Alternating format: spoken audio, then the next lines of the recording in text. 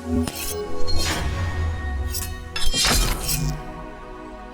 is up, YouTube? Welcome back to yet another video. Today we have the Razer Viper Mini. A ton of you guys have been asking me to review this gaming mouse to see how it stacks up against the glorious Model O. So that's what we're going to go over in today's video. The mouse comes in at $40 for a price tag, and this new mini version is 8mm shorter and 4mm skinnier than the full-size Viper, which makes this one of the smallest gaming mice on the market.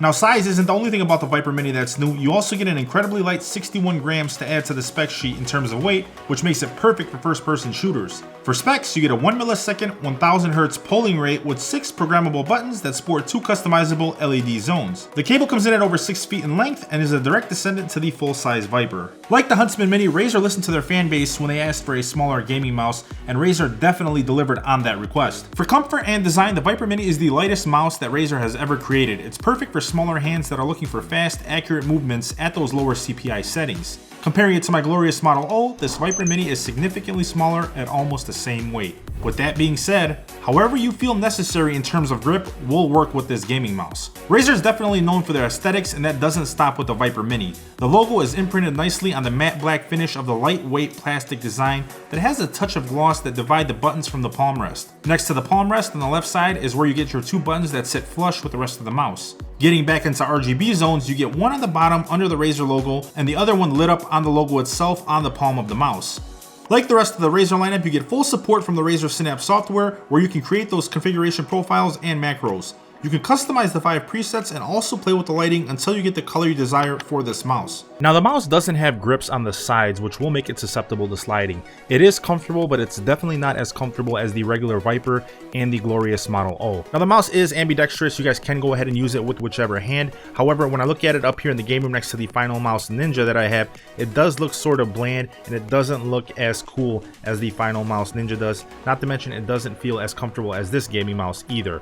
One other thing I thought I should mention is it does not have a DPI indicator, in case you guys were wondering. Getting into the Razer Synapse software, this is where you can go ahead and customize the Razer Viper Mini. Obviously, you can go ahead and select whatever buttons you want here, different profiles, setting them up as standard, hypershift. Getting into performance, you can go ahead and select sensitivity stages, depending on how sensitive you want your mouse. Here's that polling rate that we talked about earlier that you guys can go ahead and play with. Mouse properties, obviously this is for Windows. Getting into lighting, this is where you can go ahead and play with all of the lighting, the brightness, when you want the display to turn off, setting those different profiles, and selecting whatever lighting you want this gaming mouse to go ahead and display for you. Getting into calibration, you obviously can go ahead and play with this too, depending on whatever surface you guys want to play with when using the Razer Viper Mini. Yeah, pretty straightforward, pretty standard. Obviously, if you guys are familiar with the Razer Synapse software, you guys won't have any issue calibrating and setting up the lighting with the Razer Viper Mini. So just wanted to show you guys really quick what it looks like. Obviously, it looks pretty much the same as every other setup when using the Razer Synapse software. I'll let you guys go ahead and play with this. I just wanted to show you guys what it looks like with the Razer Viper Mini. Now, one thing that doesn't bother me, but may bother some of you guys out there, is the Razer Viper Mini only has enough storage to store 1 memory profile at a time. Now, in my personal opinion, I've never stored more than 1 profile, I don't think ever, on a gaming mouse, but I definitely thought I should mention that for you guys in case you were wondering. The Viper Mini also uses a Speed Flex cable, which in my opinion is the best and is similar to the cable I have on my glorious Model O.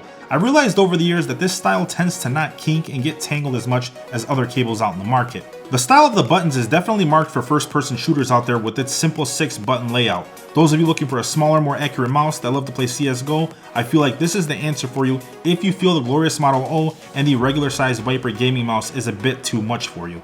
For those of you who love that fingertip and claw grip when gaming that need a cheaper alternative that's small and reliable, I think the Viper Mini is a great option for the price. However, personally, in no way, shape, or form is this gaming mouse, in my opinion, better than the glorious Model O. The glorious Model O comes in at $10 more than this gaming mouse, and it feels way more natural in your hands, not to mention it looks much better than the Razer Viper Mini. So if I had to choose, I'd definitely go with the glorious Model O. I've been using that gaming mouse for the past 2 years, ever since I switched over from my Final Mouse Pro. If you guys have any questions, comments, concerns, whatever it is, make sure you guys go ahead and drop them down below in the comment section for me. If you guys would like to purchase either one of these gaming mice and support the channel at the same time, I will leave Amazon affiliate links linked down below in the description for you guys. If you guys did end up liking this video, please make sure you guys go ahead and destroy that like button for me. If you guys are new to the channel, please make sure you guys subscribe. Thank you guys for watching. I hope you guys enjoyed the video. I'll catch you guys in the next one.